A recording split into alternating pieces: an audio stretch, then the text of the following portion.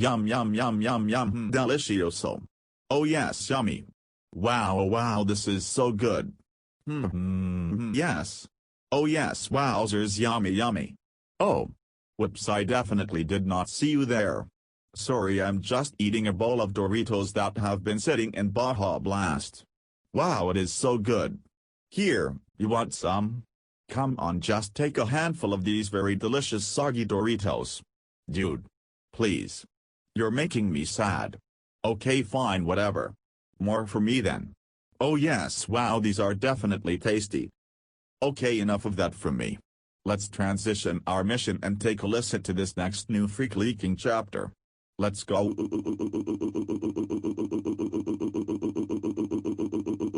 Oh. The Grail of Dank Blaze. Chapter 10. We're gonna need a bigger Squire. Written and narrated by Nasty Jack. I looked over at the whitest boy I know, Thick Jim XL, and grabbed him by the shoulders and did a little ditty. Boy oh howdy, what the frick is that large-looking bird thing? I asked. Goose. Responded his thickliness. Immediately I yelled no. The gooses are my least favorite variety of those feathered flying things also known as birds. The fowl just stood there looking at us, still as a bony stony statue. Thick Jim XL and I dared not move a muscle as its beady little eyes stared us down. I slowly moved my way over to Thicky Jimmy and put my lips to his ear and whispered the following words. Hey my baby king, maybe we should try to feed it. Maybe it's hungry. And if it tries to attack us, it's 2 against 1, so we have the advantage. James Isaac Neutron, the big thick boy, slowly put down his pack, watching the fowl all the while. He ever so carefully procured a piece of old stale bread and broke it into a few pieces. Aw crap, I said under my breath. I was really looking forward to eating that stale bread. I had been keeping it at the bottom of his pack for our whole trip, waiting for it to reach the perfect amount of staleness. Anyway, the fowl was watching our every move and started to hiss a little bit as Thick Jim XL approached with the bread. He threw the stale crumbled loaf at the feet of the fowl and ran back over to me.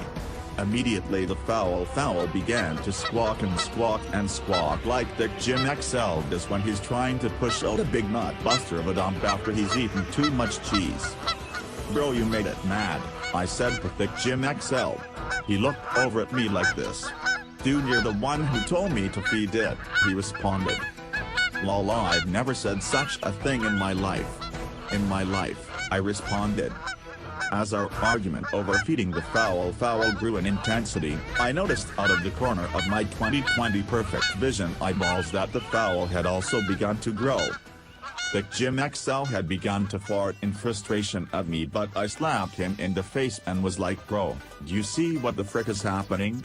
We both watched as the fowl grew and grew and grew and grew and grew like wow, it was like as big as Pokemon in the Sword and Shield games when they Dynamax and get very large.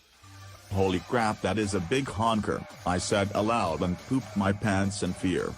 Before we could do anything, the fowl tilted its head toward the sky and breathed out a giant burst of fire. Fire blast. Then it started to charge toward us.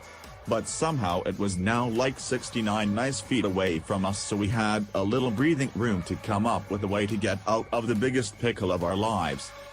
Thick Jim XL snapped his fingers like this, snip snap, and was like, it's finally my time to shine. He put his pack on the ground and pulled out our giant cauldron for mixing potions. He threw some salt, some wine, some cheese, some confetti cake, and some ices into the cauldron and then said, hey ho holler, I want to be teller. The cauldron started to bubble and smoke violently, but the fowl was almost on top of us. I turned to the beefy boy Jimmy and was like, bro, please hurry, we're both about to let our heads fall asleep without our permission. Then suddenly Thick Jim XL jumped into the cauldron, dousing his entire body in the potion he had created. The cauldron started to shake and spit and work and bada bing bada boom. Thick Jim XL exploded out of the cauldron and he was just as large as the fowl. He had turned into Thick Jim XXL. Wow, he was so thick. I looked up at him as he towered above me. "Hey dude, how'd you learn to make potions and do all that magical stuff?" I asked. "Mr. Mole taught me before he left us," he responded. I felt angry in that moment because Mr. Mole never taught me anything except for how to successfully evade the medieval IRS when filing your taxes. Thick Jim XL looked down at me. "Stand back, Mr. Sir Knight Nasty Jack. It's time to do-do-do-do-do-do-do-do." Okay my silly little nasties. Time for a silly little break. Whoa wow whoa whoa whoa whoa whoa whoa whoa whoa whoa.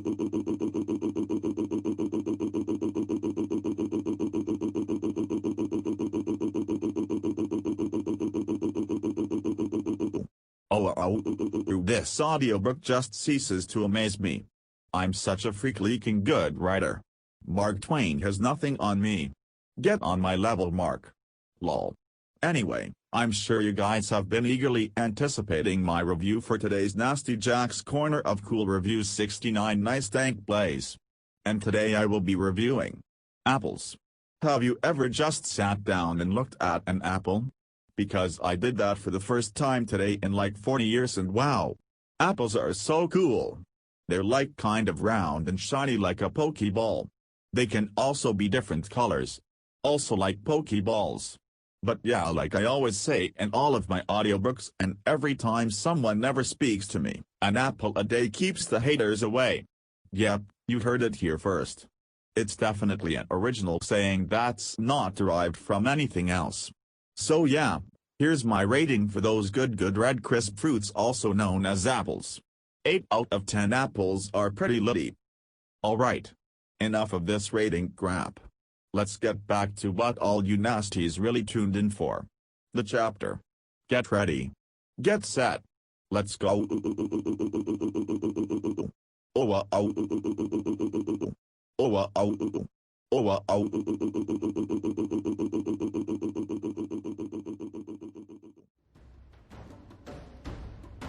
I ducked behind the only cover I could find, which happened to be a tiny little succulent that was growing out in the desert. I watched as Thick Jim XXL ran toward the fire-breathing fowl and did a straight-up uppercut to its birdied little beak. The fowl went flying backward and landed on its back. "Nice Jimmy," I whispered to myself. "Teach it a lesson." But then the fowl got up and sprung onto Thick Jim the Dynamaxed boy and bit him on the ear. It then put Thicky Jimmy into a headlock. Thick Jim struggled and eventually was able to poke the fowl in the eyeball. "Nice Jimmy," I again whispered to myself. "You are a good king." Their battle was legendary. They went back and forth and back and sometimes even upside down. It was almost like watching two overweight ballet dancers fight over who got the last piece of cake at Grandma's birthday party. Then suddenly the fowl unleashed a giant fire blast. Thick Jim XXL raised his arm to block it and was burned. "Ouchie ouchie ouchie mama, that is hot," yelled James the beefy boy. But his injuries made him grow into a furious rage. He rushed the fowl and slapped it 69 nice times in the face, on its booty, and all over its gross goose body. The fowl stood there in a daze for a moment, and then fell to the ground. It had been defeated. "Yay!" I exclaimed and ran over to Thick James. He scooped me up into his beefy thick hands and pulled me closer to his face. "Good work, Jimmy," I said. "Now how about we get to move on?" "Yes sir," responded Thick Jim XXL. "Hold on tight." Thick Jim put me into one of his palms and grasped his fingers around me. He put his other hand up toward the sky and made a fist. Up and away, he yelled and jumped up into the sky. Thicky Jimmy let out the loudest fart I have ever heard in my life and the two of us shot off into the sunset. "Wow, I did not know you could fly," I yelled to James the thickest boy. "Yeah, it's just part of the magic I guess," he responded. I looked down and saw miles and miles of desert pass beneath us. "Wow, I'm so glad we didn't have to walk through all of that," I said. "We're like basically out of water, and I get sunburned pretty freaking easily. Phew." After like 69 nice minutes of flying, we eventually could see a ginormous mountain that towered over the landscape. "Oh wow," I said aloud. "That must be Mount Doom." "I think you're right, Sir Knight Nasty Jack," responded Thick Jim. Just then I felt a jolt and Thick Jim almost dropped me. "Yo dude, what's going on?" "Don't drop me fam," I said aloud. But then I noticed Thick Jim's hand begin to shrink. Started Thick Jim. "I think the magic is wearing off." Thicky Jimmy started to shrink and shrink and shrink, to the point where he was no longer holding me. Then I felt my stomach drop and we began to fall. I yelled like this and was like, "Oh please God, I don't want to die before the end of this chapter, like wow that would suck." We fell faster and faster and I watched as the ground drew closer and closer to us. When we were like 420 very cool feet off the ground, I closed my eyes so I wouldn't have to see my precious body be turned to oily gooey goo on impact. But before I felt my godlike figure be turned into mush, Thick Jim and they suddenly stopped. I opened my eyes and saw the ground only inches away from my face. "Oh," I said. "Wow, we are some lucky kings."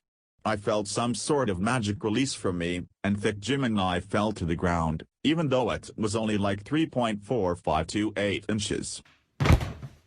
I scratched my head and looked around and suddenly saw a figure approaching us. I rubbed my eyes like this and shook my head like this. The figure was literally standing right in front of me and I honestly couldn't even tell who it was. "You're welcome for the save my dudes," said the figure. His voice was very familiar, like some distant memory that I had long since forgotten. I rubbed my eyes once more and looked again at who it was. His white curly hair was blowing in the wind and his beautiful fatherly eyes pierced my vision. Oh my goodness! It was George Washington.